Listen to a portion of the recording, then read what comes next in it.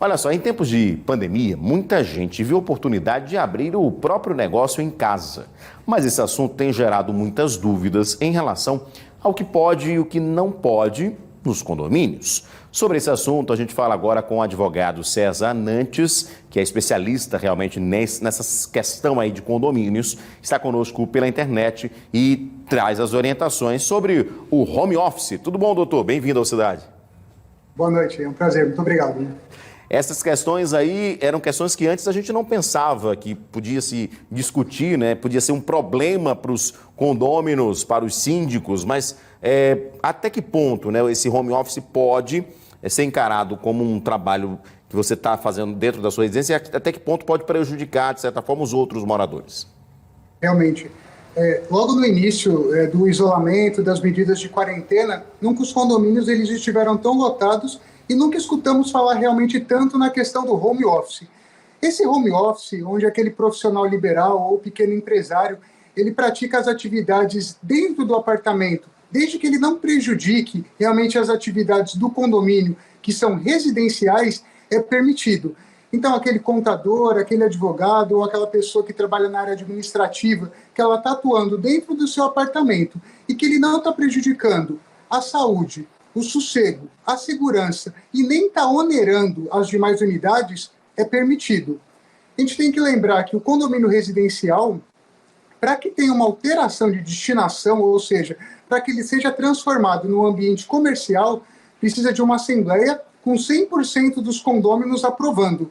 Nesse momento realmente da pandemia, muitas unidades, elas aproveitando a situação que estavam mais em casa, que tiveram realmente a renda delas um pouco menor ou que até perderam o emprego, elas começaram a praticar atividades que não são home office e que realmente elas não seriam permitidas. Então, eu vou dar alguns exemplos que algumas unidades, quando começam a cozinhar e explorar dessa forma a atividade comercial, se aquele gás ou água do condomínio não for individualizado, essa unidade ela vai estar onerando as demais unidades. Então, é proibido.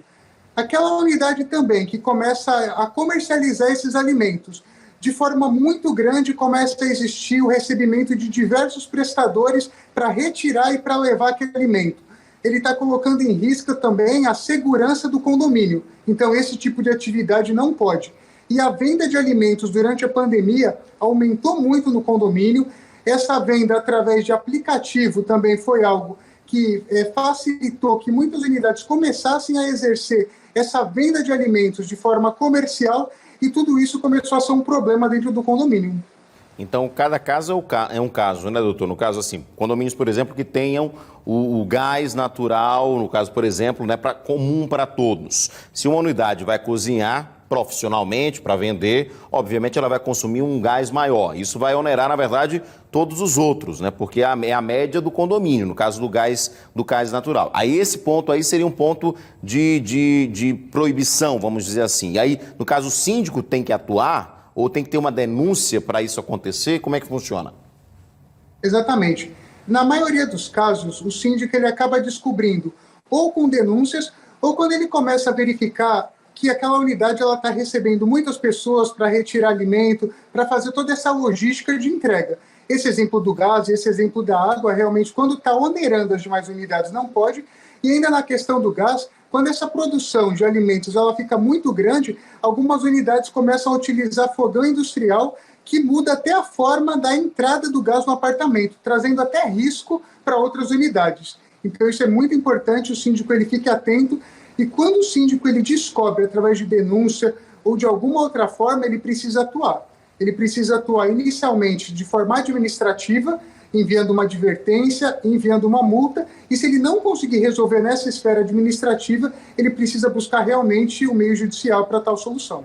Agora, em relação aí, a gente está com exemplos bem claros, ou seja, de pessoas que estão fazendo um trabalho praticamente comercial, né, bem comercial, ou seja, vendendo produtos, utilizando também do condomínio para ser, na verdade, o seu ponto de venda, de produção, não é? Mas em outros casos, por exemplo, do home office, tem algum tipo que possa se encaixar aí como um problema para o condomínio, na verdade? Ou seja, a pessoa está trabalhando em casa, mas de repente é um músico de uma banda e aí vai fazer um show, uma live dentro de casa. Isso também prejudica, obviamente, os outros moradores, né? Também se encaixa como um trabalho que talvez não seja simples de ser aceito assim também?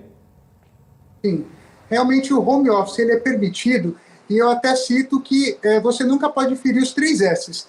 Se você começa a atrapalhar a saúde, a segurança ou o sossego, tal atividade não é permitida. Então esse exemplo realmente do músico, quando ele começa a extrapolar os limites dos decibéis permitidos, toleráveis, para que os condôminos conseguem ficar de forma tranquila e harmônica no condomínio, realmente não pode. O home office, como eu citei, ele é permitido aquele profissional liberal que exerce de forma administrativa, o advogado, o contador, outras atividades que não vai estar atrapalhando em nada a coletividade. Inclusive, é permitido que você abra uma empresa individual, por exemplo, com o seu endereço residencial, mas desde que você assine uma declaração que você não vai estar exercendo comercialmente aquela atividade.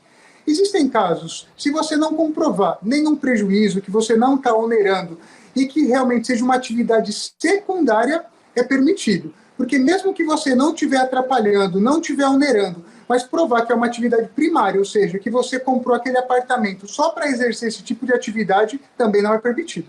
Perfeito. Doutor, muito obrigado pelos esclarecimentos. Acho que é importante a gente trazer isso à tona, né? Estamos vivendo um novo normal, então muitas coisas que antes a gente nem pensava em fazer dentro de casa, dentro da residência, acaba passando a fazer pela necessidade. E, inclusive, há uma tendência de muitas pessoas que estão trabalhando em casa de não voltarem a trabalharem presencialmente, né? Tem prefeituras também, essa semana eu vi que a Prefeitura de São Paulo vai abrir uma possibilidade para 26 mil funcionários públicos trabalhem de casa, não voltem a trabalhar e aí a ocupar o espaço na prefeitura, a tomar o cafezinho, a ligar a energia, ou seja, é muito mais econômico esse funcionário estar em casa e eu acho que isso também é uma tendência também para empresas privadas, né, doutor? Com certeza. Inclusive, o judiciário, ele trabalhou excelentemente bem nesse período de pandemia, atendeu e superou realmente as expectativas. As assembleias virtuais também elas possibilitaram. Então, esse novo normal, ele trouxe muita coisa de forma positiva e veio para ficar. Então, realmente, muita gente vai continuar trabalhando em casa. A gente só precisa lembrar o que é tolerável, o que não é. Quando você atrapalha outra unidade, já passa a não ser tolerável, já passa a não ser permitido. O condômino ele tem que lembrar que ele sempre tem que cumprir regras, tem que viver em harmonia, dessa forma não atrapalhar. Com isso, se não atrapalhar, realmente pode. Gostei dos 3 S's, eu acho que é muito legal isso, né? Não pode interferir a saúde, repita aí, por favor, doutor, é a saúde, a segurança E o sossego.